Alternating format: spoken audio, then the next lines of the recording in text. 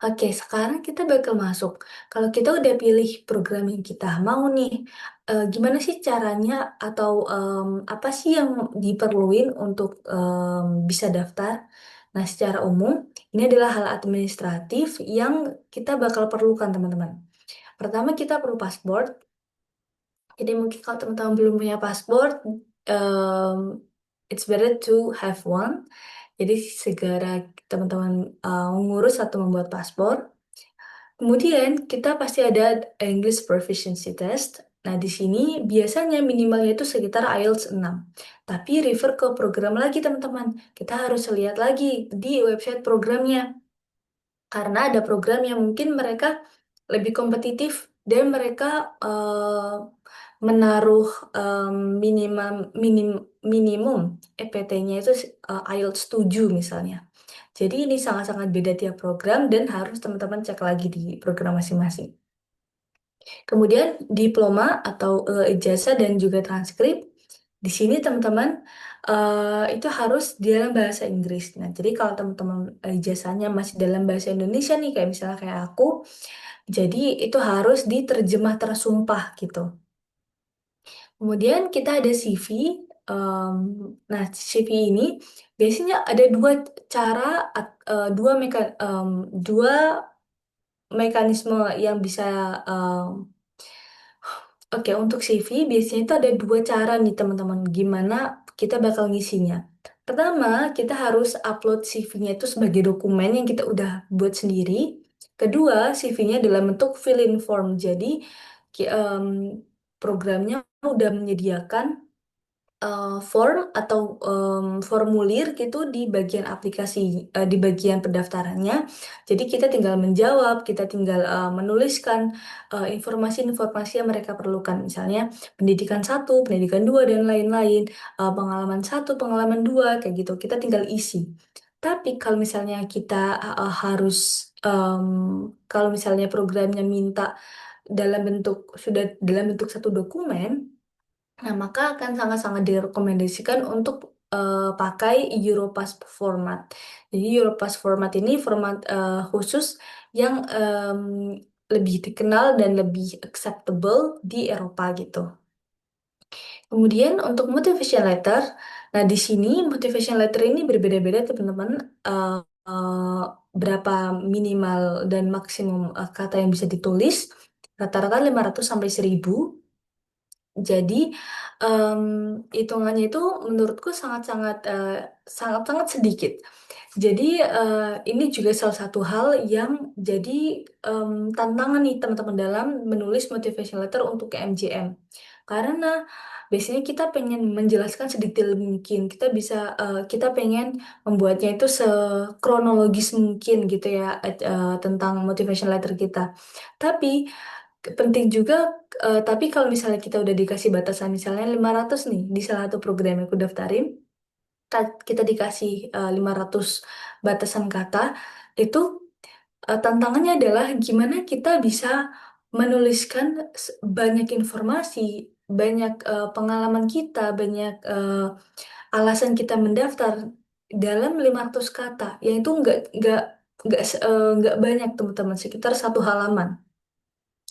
Jadi penting juga untuk kita bisa berstrategi atau kita bisa mengorganize penyusunan motivation letter ini.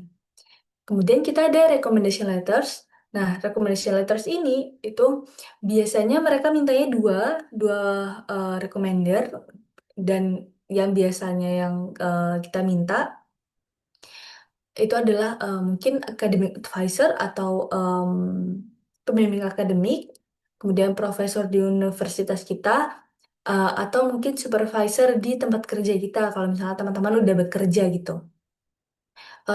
Dalam kasusku, untuk setiap program yang aku daftarin, aku minta rekomendernya beda-beda gitu.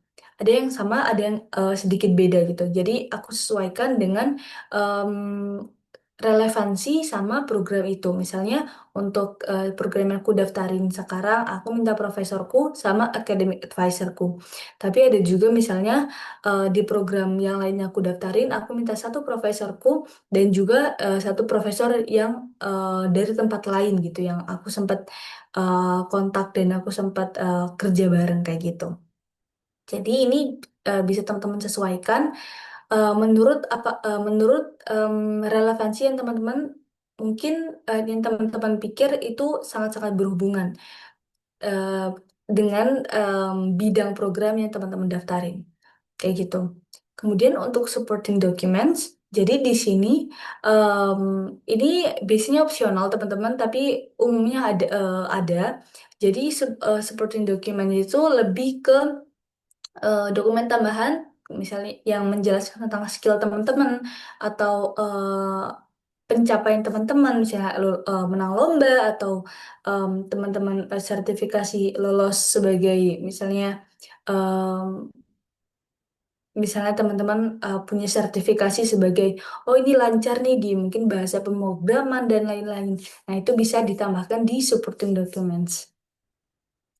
Nah, kemudian oh oke, jadi itu adalah em, ketentuan atau syarat-syarat umum yang harus kita persiapkan untuk bisa mendaftar di EMJM sendiri. Nah, dan seperti yang udah aku jelaskan tadi, bahwa oh, dan seperti yang oh wait. Dan ya, oke, jadi itu adalah semua ketentuan umum yang biasanya diminta oleh masing-masing program di beasiswa Erasmus ini, teman-teman. Nah, kalau bisa aku sampaikan, menurutku hal yang paling menantang atau hal yang paling em, menyita banyak waktu untuk mempersiapkannya adalah motivation letter.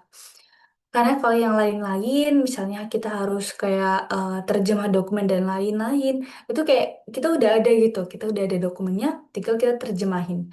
CV juga gitu, kita udah ada pengalaman, kita tinggal tulis singkat aja gitu kan.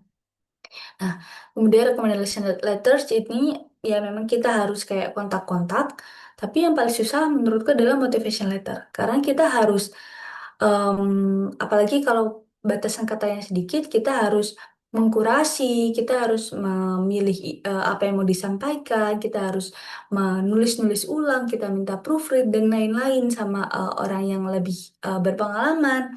Nah, ini sangat-sangat menyita waktu. Di kasusku, ini bisa sampai 3 mingguan.